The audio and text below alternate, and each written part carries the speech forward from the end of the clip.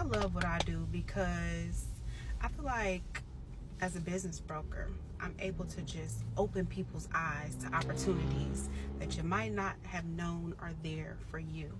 So there is this fairly new term, I would say, to me at least, okay? When I heard it the first time, somebody tried to use shorthand like, so what do you think about ETA? And I'm like, I don't know what is ETA?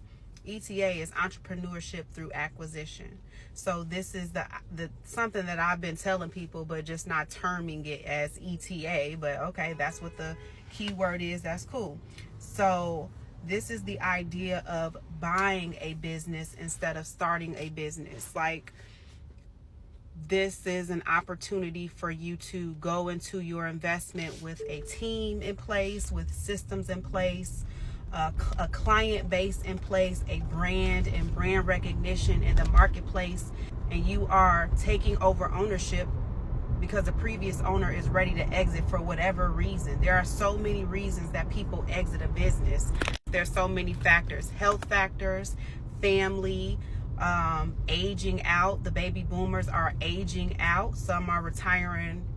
A lot of them are retiring now, and they're going to continue to retire. So there's this transfer of wealth that we keep hearing about, and this is part of it. Like, you are able to now, most business owners' children do not want the business that their parent has.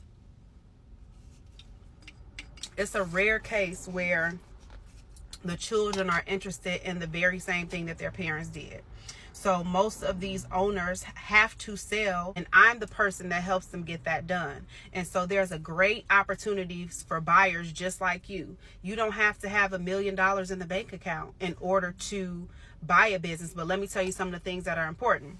You need to look for businesses where you have experience in that particular industry that the business is in, or that exact type of business model. It might be a little different from the exact thing that you're doing, but it's in the same realm. For instance, if you've been working in food services and you want to buy a catering company or a restaurant, that would make sense for you.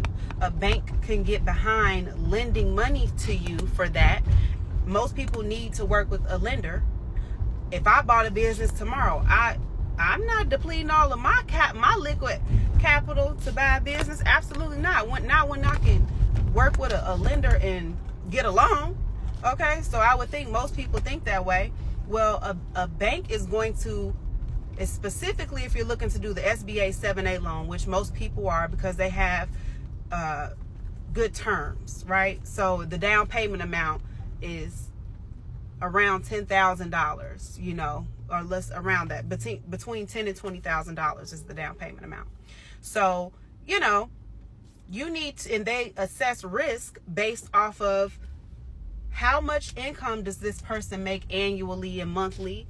Also, what experience do they have in this particular type of business? How can we feel comfortable with giving them our money and getting our money back with interest? How comfortable are we in believing they're going to be able to deliver on that promise? Because that's what happens when they give you the loan and you sign a contract. You're saying, because you got to guarantee it. That's another thing. So your personal credit also needs to be in place. What does in place mean? It varies based on bank to bank, but around, let's say, 690 is where you need to be, generally speaking. Somebody might say a different amount, but the point of it is you have to have your credit, good credit in place. A bank is also a bank will do a pre-qualification for you if you're serious about buying.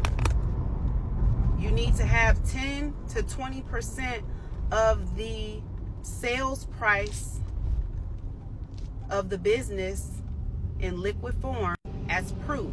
You'll have to submit 3 years of tax returns. You'll have to submit information to verify you're qualified to do the acquisition. But once you go through that process, there are so many opportunities out there for you.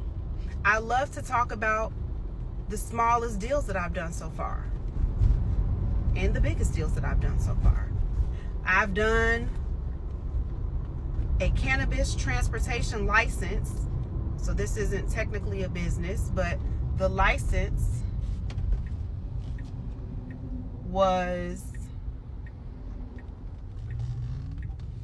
$26,000. I've sold a $37,000 juice bar in LA Fitness.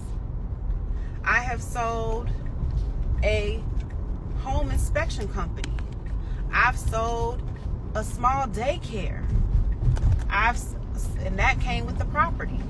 I've sold a security and detective firm. I've sold a sign company. I'm currently selling a GC company that focuses on hotel construction. I'm also selling a sign manufacturing company that does ADA signs and other signs, but they manufacture